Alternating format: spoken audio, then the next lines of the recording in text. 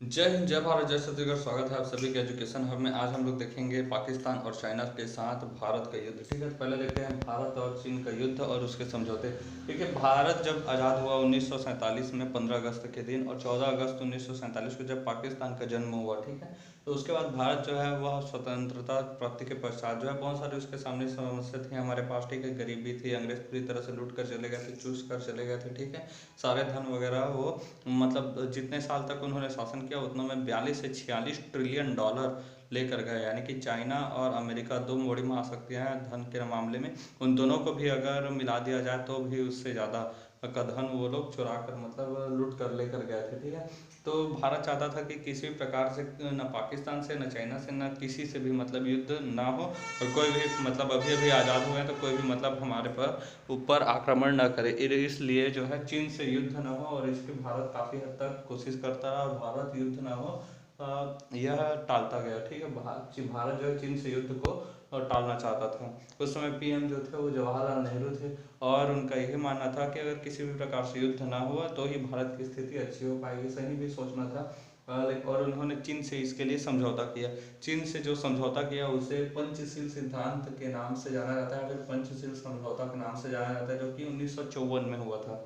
20 साल के लिए यह समझौता किया गया था, ताकि 20 साल तक कम से कम भारत आज़ादी के बाद तक ठीक ठाक शांति से रहे, और ऐसा हो ताकि 20 साल में थोड़ा सा स्थिति जो है सुधर जाए। परंतु चाइना ने इसे 6 साल में ही तोड़ दिया। ठीक है, चाइना ने 6 साल में ही पंचशील सिद्धांत तोड़ दिया। उसमें पीएम नेहरू और चीन के राष्ट्रपति थे चाउ मेन लाई। ठीक है, चाउ मेन लाई और पीएम नेहरू, जवाहरलाल नेहरू जी जो थे पीएम, उनके बीच यह पंचशील समझौता हुआ। भारत और चीन के मध्य युद्ध न हो, और यह इसका सबसे बड़ा मतलब उद्देश्य था। उस समय भारत के जो वैज्ञानिक थे वो थे डॉक्टर होमी जहांगीर भाभा। ठीक है, और भारत का इन्होंने परमाणु विभाग संभाल रखा था उस समय। और इन्होंने कहा था कि भारत तो की स्थिति अगर अभी जैसी है वैसी ही रहे तो हम 20 साल में, मतलब शांति की स्थिति उस समय थी 1954 तक, तो 20 साल में हम लोग परमाणु बम बनाने में सक्षम हो जाएंगे। लेकिन अमेरिका से जब वो वापस आ रहे थे तो अमेरिकी चाल के कारण अमेरिका ने ही डॉक्टर होमी जहांगीर भाभा को षड्यंत्रों के चलते उनकी जान ले ली। और होमी जहांगीर भाभा की मृत्यु के पश्चात जो है हमारा परमाणु कार्यक्रम 20 साल नहीं बल्कि कई साल पीछे चला गया, और तब ले देकर 1998 में doctor APJ Abdul Kalam sir और अटल बिहारी वाजपेयी जी के नेतृत्व में फिर परमाणु बम जो है वह भारत को प्राप्त हुआ, बना, परमाणु सक्षम बना। पंचशील समझौता जो था उसके 5 शर्तें थी। उसमें 5 शर्तों में पहला ये था कि भारत और चीन जो है एक दूसरे की एकता और अखंडता का ध्यान रखेंगे, एक दूसरे के आंतरिक मामले में कभी भी हस्तक्षेप नहीं करेंगे, और सबसे महत्वपूर्ण बात यह हुई कि दोनों कभी भी एक दूसरे से युद्ध नहीं करेंगे। चौथा था कि अंतर्राष्ट्रीय मंच पर जब भी एक दूसरे के विरुद्ध कोई देश खड़ा होगा तो हम लोग अंतर्राष्ट्रीय मंच पर एक दूसरे की सहायता करेंगे, सहयोग करेंगे। और पांचवा था परस्पर समान लाभ पहुंचाना। ठीक है, यानी कि एक दूसरे को समान लाभ पहुंचाएंगे। लेकिन यहाँ भी जो है चाइना जो है हमारा सबसे ज़्यादा विरोध करता है अंतर्राष्ट्रीय मंच पर। और उसके अलावा परस्पर समान लाभ पहुंचाने की बात हुई तो परस्पर यह जो है 500 बिलियन डॉलर की मतलब हमारा लेन देन चलता है, व्यापार चलता है, जिसमें भारत को एकदम मतलब ना के बराबर, और $400 के $350 से $400 का जो है अकेले चाइना व्यापार करता है हमारे से मिलियन डॉलर। ठीक है, एक दूसरे देखिए एक दूसरे से युद्ध नहीं करेंगे और अखंडता का ध्यान रखेंगे। ये जो है चाइना जो है भारत के कई सारे इलाकों पर क्लेम करता है, तो एकता अखंडता का भी ध्यान नहीं रखा। मतलब पंचशील सिद्धांत में जितने भी सिद्धांत और समझौते दिए गए थे सबको ये चाइना ने तोड़कर ऐसी की तैसी करके रख दी थी। ठीक है, और उस पर भी उस समय जो जवाहरलाल नेहरू थे पंचशील सिद्धांत देने के बाद हिंदी चीनी भाई भाई का नारा देकर आ गए। ठीक है, ये चाइना के लिए एकदम मतलब सॉफ्ट लहजा था इनका, चाइना को मतलब एकदम अच्छा समझते थे। प्रमुख उद्देश्य यह था कि युद्ध न हो और आपसी समन्वय बना रहे। सबसे बड़ी नेहरू जी ने गलती है कि जब चीन जो है वह तिब्बत पर कब्जा कर लिया, इतना बड़ा जो एरिया था वह तिब्बत का था। ठीक है, और यह पूरा एरिया जो है वो कौन सा था, तिब्बत का एरिया था। ये कहलाता था पूरा तिब्बत। ये जो तिब्बत है इस पर चाइना ने पूरी तरह से क्या कर लिया, कब्जा कर लिया तिब्बत पर। तो जब नेहरू जी से इसकी बातें पूछी गई, जब नेहरू जी ने से पूछा गया कि इसके बारे में क्या कहेंगे कि चाइना ने तिब्बत पर कब्जा कर लिया है, तो नेहरू जी ने कह दिया कि यह जो है चाइना और तिब्बत का आंतरिक मामला है, ठीक है। लेकिन यही बात जब जम्मू कश्मीर पर आई, ठीक है, जब पाकिस्तान जो है जम्मू कश्मीर के बहुत सारे 30% क्षेत्र को कब्जा कर लिया, तो इस पे जब चाइना से पूछा गया तो चाइना ने इसे कहा कि हम इसका आंतरिक रूप से अध्ययन करेंगे, ठीक है। लो भला, ये लोग मतलब इसकी जांच बैठाएंगे। और भारत से जब पूछा गया तो भारत ने कहा कि चाइना का आंतरिक मामला है। इसलिए तो नेहरू जी को बहुत सारे लोग पसंद भी नहीं करते हैं, बहुत सारी इनकी नीतियाँ दूरदर्शी नहीं थी, ठीक है। सच कहे तो पहले पीएम बनने के लायक उतने नहीं थे। 1959 में तिब्बत को जो है चाइना ने कब्जा लिया 1959 में, ठीक है। तिब्बत को पूरी तरह से कब्जा लिया और तिब्बती धर्मगुरु जो थे दलाई लामा जो है भारत में आकर हिमाचल में, यहाँ पर हिमाचल प्रदेश है हमारा छोटा सा, और ठीक है, यहाँ पर हिमाचल में आकर दलाई लामा जो है वो बस गए, ठीक है। यहाँ पर नहीं है, सॉरी, यहाँ पर है हिमाचल प्रदेश, ठीक है। तो यहाँ पर आकर दलाई लामा जो है, यहाँ पर धर्मशाला नामक स्थान है, वहाँ पर आकर तिब्बती धर्मगुरु दलाई लामा जो है आकर बस गए। और 1960 में जो चाइना है, 1960 में इसने 5 फिंगर का सिद्धांत दिया।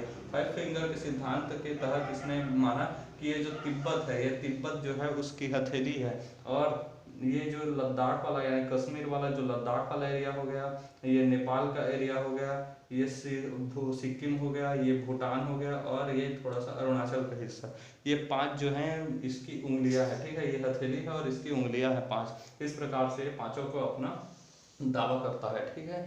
लद्दाख हो गया, नेपाल हो गया, भूटान हो गया, सिक्किम और अरुणाचल, ये 5 को अपनी उंगलियां मानता है। और तिब्बत को तो इसने कब्जा ही लिया है, ठीक है। तो इस प्रकार से 5 फिंगर सिद्धांत हुआ। चीन ने भारत के बारम में बहुत बार फिर घुसपैठ करना शुरू किया, और घुसपैठ करना शुरू किया तो इसका प्लान ये था 1962 में जो युद्ध हुआ वही युद्ध यह चाहता था, ठीक है, कि किसी भी तरह से भारत से युद्ध हो। और नेहरू को इसकी भनक भी नहीं लगी थी। देखिए नेहरू की दूरदर्शिता देखिए, इतना सब कुछ हो रहा था फिर भी इनको भनक तक नहीं लग रही थी। आप भी ये हिंदू चीनी भाई भाई कर रहे थे, हिंदी चीनी, ठीक है। चीनी आर्मी जो है वह तिब्बत आ गया, ठीक है। चीनी आर्मी पूरी तरह से तिब्बत आ गया, उस पर कब्जा कर रखा था 1959 में। तो 1962 का युद्ध होना था, इसलिए 1960-61 में तिब्बत आ गया। और तिब्बत से फिर वहाँ से कश्मीर में और अरुणाचल में यहाँ पर घुसना शुरू कर गए चाइनीज लोग, ठीक है। और अरुणाचल व जम्मू कश्मीर में वहाँ पहुँच गए। नेहरू उस टाइम पर नेपाल गए, और ठीक है, नेहरू जो है वहाँ पर नेपाल गए, और नेपाल की राजधानी जो है काठमांडू एयरपोर्ट पर जब उतरे तो मीडिया से उन्होंने पूछा, ठीक, मीडिया ने उनसे पूछा कि पंचशील समझौते के बावजूद जो है चीन ने भारत के क्षेत्र में प्रवेश क्यों किया है, ठीक है। क्योंकि उस समय प्रवेश कर दिया था तो इसकी भनक तो थी, तो इसके बारे में पूछा गया। तो नेहरू ने कहा कि नहीं ऐसी कोई घटना नहीं हुई है, और अगर ऐसी कोई घटना होती है तो मैंने भारतीय सेना को कहकर आदेश देकर आया हूँ कि अगर ऐसी कोई भी घटना होती, कोई भी देश भारत में घुसे तो उसे तुरंत लड़ाई करके बाहर खदेड़ दिया जाए, ठीक है। तो इस चीज़ को चीन इसी चीज़ का इंतजार कर रहा था, तभी तो सेना भेज रखा था। तो चीन ने इसे युद्ध की धमकी दी समझी, ठीक है। जब नेहरू जी ने कहा कि कोई भी देश अगर घुसे तो उसे बाहर निकाल दिया जाए, तो चीन ने तो युद्ध के तलाश में ही था, इसे धमकी समझी और भारत पर फिर आक्रमण कर दिया। 1962 का युद्ध हुआ। 1962 का युद्ध यानी कि भारत को आज़ाद हुए ठीक 15 साल हुए थे। तो ऐसे में बहुत ज़्यादा हम लोग की स्थिति ठीक नहीं थी, सैनिकों को लड़ने के लिए उनके पास ठीक से जूते भी नहीं थे, ठीक है, हथियार की भी कमी थी। तो 1962 में तब बहुत बुरा हमें हार का सामना करना पड़ा चाइना के साथ, ठीक है। अरुणाचल व कश्मीर के क्षेत्र पर इसने पूरी तरह से कब्जा कर लिया। कश्मीर का ये जो लद्दाख वाला क्षेत्र है इस पर पूरी तरह से कब्जा कर लिया, और अरुणाचल के बहुत सारे क्षेत्र पर कब्जा कर लिया। बाद में जो है अरुणाचल क्षेत्र को तो वापस दे दिया हमें, लेकिन जो जम्मू और कश्मीर का जो 10% हिस्सा है उसे इसने वापस नहीं किया, जिसे आज अक्साई चाइना के नाम से जाना जाता है। Line of actual control Aksai चीन के नाम से जाना जाता है। और ठीक है, यह जो है अरुणाचल पर आज भी अपना अधिकार जमाता है, और दक्षिणी तिब्बत अरुणाचल को कहता है, ठीक है। तिब्बत के नीचे है इसलिए दक्षिणी तिब्बत अरुणाचल को कहता है। ताइवान जो है वह एक स्वतंत्र देश था, ठीक है। यहाँ पर है एक ताइवान देश, ठीक है। ताइवान जो है वो स्वतंत्र देश था, जिस पर चीन जो है अपना राज्य कहता है, चीन इसको अपना राज्य कहता है और इस पर कब्जा करके रखा है, ठीक है। मतलब कब्जा नहीं किया है लेकिन राज्य बताता है, और वन चाइना पॉलिसी चलाता है। वन चाइना पॉलिसी यह है कि जो भी चाइना को वन चाइना पॉलिसी मानेगा उसे व्यापार करना पड़ेगा, ठीक है। वही व्यापार कर पाएगा, और जो वन चाइना पॉलिसी नहीं मानेगा वो व्यापार नहीं कर पाएगा। और वन चाइना पॉलिसी यह है कि पूरा चाइना साथ ही साथ ये जो ताइवान है, इधर मकाऊ है, हांगकांग है, ये सब किसके हैं? चाइना के हैं, ठीक है। ये इसे माना पड़ता था। 1997 में हांगकांग, जो कि ब्रिटेन के अधीन था, तो 1997 में ब्रिटेन वहाँ से चला गया हांगकांग से, और हांगकांग में फिर जो है चाइना ने कब्जा कर लिया, ठीक है, 1997 पर, ठीक है, उस पर अधिकार कर लिया। और सन 2000 में मकाऊ, जो कि पुर्तगाल के अधीन था मकाऊ, उस मकाऊ पर भी पुर्तगाली जब छोड़ कर गए मकाऊ को, तो उस पर भी चाइना ने कब्जा कर लिया। छोटे छोटे जगह थे, देश थे, स्वतंत्र थे, लेकिन उसे इसने कब्जा कर लिया। 2017 में इसने बहुत ज़्यादा मतलब घुसपैठ कर दिया, जो था भूटान यहाँ पर, ठीक है। ये भूटान में डोकलाम स्थान है, ठीक है। यह चुम्बी घाटी, ठीक है, चुम्बी घाटी है, वहाँ पर डोकलाम नामक स्थान पर इसने अधिकार जमाते हुए अपने बहुत सारे सैनिकों को डिप्लॉय कर दिया था। भारत जो है, भारतीय सेना फिर वहाँ पर भूटान पहुँचती है, और भारत के बहुत अधिक विरोध करने के कारण ही चीन वहाँ से डोकलाम से पीछे हट जाता है। भारत ने भूटान के क्षेत्र की रक्षा इसलिए की क्योंकि भूटान के पास सेना नहीं है, और भूटान की रक्षा की जिम्मेदारी हमारे प्यारे भारत ने ले रखा है, ठीक है। देखिए अब देखते हैं, ये चाइना का तो हो गया, भारत पाक युद्ध देखते हैं। देखिए 14 अगस्त 1947 को पाकिस्तान का जन्म हुआ, 15 अगस्त 1947 को भारत जो है आज़ाद हुआ।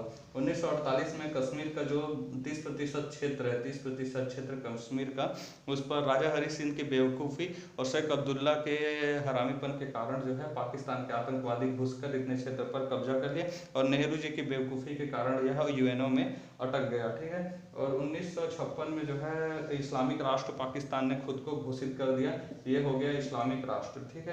और 1965 में फिर भारत पाकिस्तान का युद्ध छिड़ गया। भारत पाकिस्तान की इस युद्ध में भारत ने हमेशा पाकिस्तान को हराया है, इसमें भी हराया, ठीक है। लेकिन यह जो है युद्ध जो है ताशकंद समझौता के साथ जो है समाप्त हुआ। ताशकंद जो है ऊपर में यहाँ पर अगर होता मैप अगर रखते तो उज्बेकिस्तान की राजधानी ताशकंद, ठीक है। ताशकंद में जाकर यह समझौता हुआ। उस समय जो हमारे प्रधानमंत्री थे वो थे लाल बहादुर शास्त्री, ठीक है, गुदड़ी के लाल बहादुर शास्त्री जी को यह ताशकंद समझौता बिल्कुल मंजूर नहीं था, लेकिन करना पड़ा अंतर्राष्ट्रीय दबाव कारण, क्योंकि भारत जो है आज़ाद हुए बहुत तो वर्ष नहीं हुआ था, 17-18 साल ही हुआ था, और बहुत ज़्यादा पैसे भी हमारे पास थे नहीं, तो इसलिए अंतर्राष्ट्रीय दबाव कारण इस युद्ध को फिर जो है मानना पड़ा, मतलब ताशकंद समझौता के तहत रोकना पड़ा, ठीक है। और ऐसा करने से जो है लाल बहादुर शास्त्री जी को बहुत ही दुख हुआ, और उनको हार्ट अटैक से उनकी मृत्यु हो गई।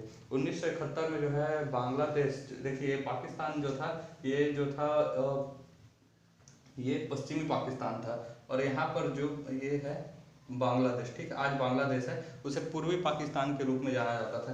ये जो पूर्वी पाकिस्तान था, यहाँ मतलब लोग बंगाली बोलते थे, यहाँ के मुसलमान लोग, पाकिस्तानी लोग, ठीक है। और वहाँ से फिर ये लोग थोड़े सांवले भी होते थे, और यहाँ पाकिस्तान वाले लोग में कश्मीरी टाइप के लोग भी हैं, बलूचिस्तान के लोग हैं, ये लोग वास्तविक रूप से थोड़े गोरे भी होते थे, तो इनसे मतलब इतना भेदभाव करते थे ये लोग कि काले हो, बंगाली बोलते हो, तो इस वजह से पूर्वी पाकिस्तान के लोग से ये जो पाकिस्तान है वो बहुत ज़्यादा मतलब नफरत करते थे। देखिए ये लोग अलग हुए थे भारत से एक मतलब धर्म के नाम पर, ठीक है, धर्म के नाम पर अगर देश कोई शांति मिल जाती, ठीक है, तो बांग्लादेश कभी पाकिस्तान से अलग नहीं होता। ये लोग मतलब अपने ही मतलब देख लो, अपने ही अपने में ये भी मुसलमान है और ये भी मुसलमान, पूरा एक देश था अपना, ठीक है, लेकिन फिर भी इस पर अत्याचार करते थे। कैसे मतलब इन लोगों का हरामीपन ये था, ठीक है। बांग्लादेश पर बहुत ज़्यादा अत्याचार किया, जिसके कारण पूर्व में पूर्वी पाकिस्तान जो है वह बांग्लादेश बन गया। शेख मुजीबुर रहमान थे, ठीक है, शेख मुजीबुर रहमान बांग्लादेश से थे, तो और पाकिस्तान के ये मतलब पूरा चुनाव जीत गया, ठीक है, मतलब उस समय पूर्वी पाकिस्तान और पश्चिमी पाकिस्तान था, तो पूरा चुनाव जीत गया और पीएम बनने वाले थे, तो पीएम इनको बनने नहीं दिया, क्योंकि बंगाली आदमी को पीएम नहीं बनाएंगे, बांग्लादेश वाले को, ये कहकर उसे उनको जेल में डाल दिया गया और कोई और पीएम बन गया। इस वजह से उन्होंने मुक्ति वाहिनी सेना बनाई शेख मुजीबुर रहमान जी ने, और बांग्लादेश का निर्माण किया। इसमें Indira Gandhi the iron lady ने बहुत बड़ा योगदान दिया, भारत ने बहुत बड़ा समझौता मतलब इसमें सहायता की। शिमला समझौता हुआ, और शिमला समझौता के तहत समाप्त हुआ यह युद्ध।